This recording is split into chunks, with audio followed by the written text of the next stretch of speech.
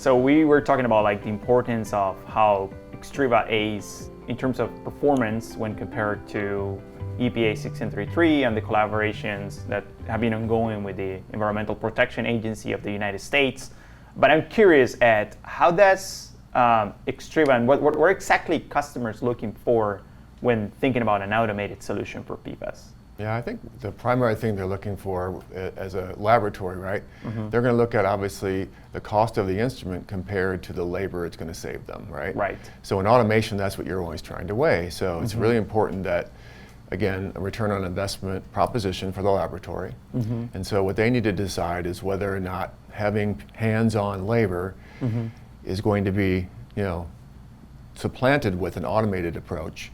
But at the same time, they need to make sure that the data that they get when they do supplant that is very accurate and it's efficient, right, in terms of the operation. So the analysts would need to be trained on the automation approach, and then at the end of the day, generate data that's more reliable and more accurate and precise, right? So in precision is a big problem in sample preparation, right? So if I have 2 or 3 or 4 different operators, when they come up and do a manual process, they're going to do it a little bit differently, and as a result, the precision will be worse.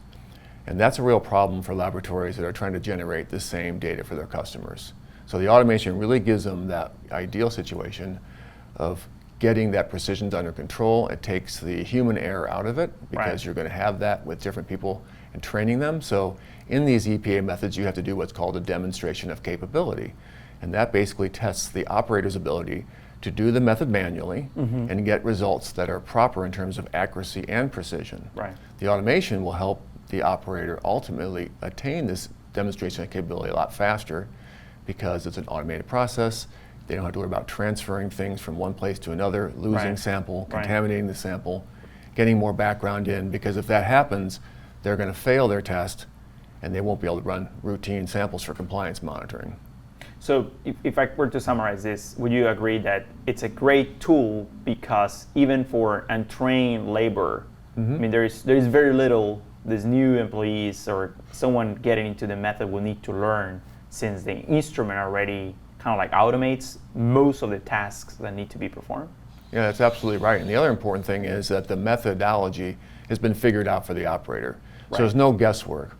When the system is put into the laboratory, the method is already set up, and the customer can start using it right away without doing a lot of tweaking or research. And that's a really important point for these routine labs that are trying to get work done, especially with operators. Several different operators are trying to train. Right, and this would be a segue just for you, Gopal. So it's my understanding that the method that was currently developed in our lab for PFAS testing, it's transferable across the matrices that are currently of concern as per US EPA 1633A?